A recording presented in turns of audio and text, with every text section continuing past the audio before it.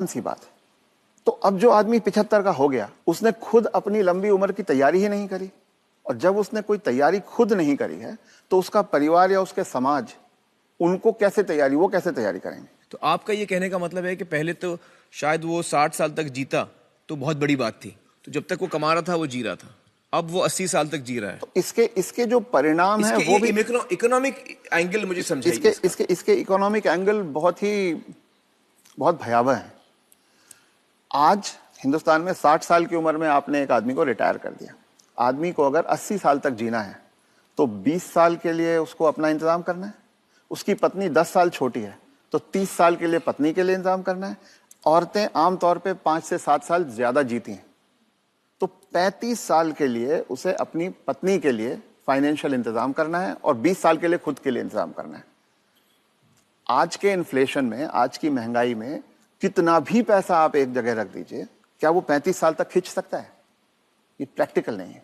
और जैसे जैसे उम्र बढ़ती जाती है उनके बच्चों की उम्र भी बढ़ रही है जी। जो आज 70-75 का होगा, बच्चे भी तो 50-55 के हो रहे होंगे। वो अपना बुढ़ापा देखेंगे, वो अपनी लड़की की शादी देखेंगे, वो अपने मकान की किस्त चुकाएंगे। तो जो पीढ़ियों के बीच की जो दूरियां हैं वो बढ़ती जाती हैं। ये इकोनॉमिक वजह से बढ़ रही है। इकोनॉमिक वजह से बढ़ रही हैं। तो अब वो जो कॉन्सेप्ट है कि 60 साल की उम्र में हम रिटायर हो जाएं, उससे बाहर निकलना होगा। जब तक शरीर साथ देता है काम करते रहना है और 2 पैसे कमाते रहना है जी। कुछ करके किसी तरह से अपनी आर्थिक स्वतंत्रता को कायम रखना चाहिए, जितने ज्यादा से ज्यादा समय तक हम रख सकते हैं।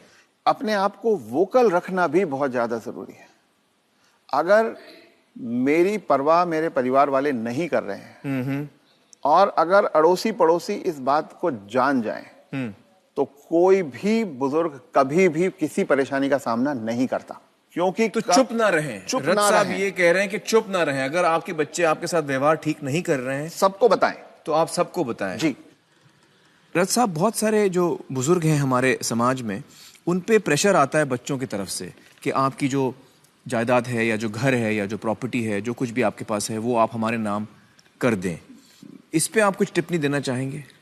पहला ये कि किसी भी हालत में आपके पास जो भी धन संपदा है, जो भी आपके पास आर्थिक साधन है, वो जब तक आप और आपकी पत्नी जीवित हैं किसी और के हाथ नहीं जाना चाहिए। कितना भी प्यार करते किसी के नाम पे नहीं जाना किसी चाहिए। बच्चे, किसी बहू, किसी पोते, किसी के नाम पे ना जाए, कितना भी आप प्यार करते हो। क्योंकि जब तक अगली पीढ़ी को पिछली पीढ़ी का सामान कुछ मिलता नहीं है तब तक वो उनकी इज्जत करते रहते हैं। वो हाथ पांव भी दबाएंगे, वो अस्पताल भी ले जाएंगे, वो दवा दारू भी करेंगे। और वो ही माँ बाप सबसे ज्यादा सफर करते हैं जो अपने प्यार के कारण उमड़ते चले जाते हैं। मेरा बेटा, मेरी बेटी, मेरी बहू, मेरा पोता, जो ये मेरा मेरा करना जिसने शुरू किया, बस वहीं से उनके दुर्गति के दिन शुरू हो जाते हैं। इसलिए सबको ये ध्यान रखना चाहिए कि कुछ भी हो जाए, कोई प्रलोभन आए, कोई इमोशनल ब्लैकमेल हो, कुछ हो, उन्हें अपने पास अपनी चीज को रखना चाहिए।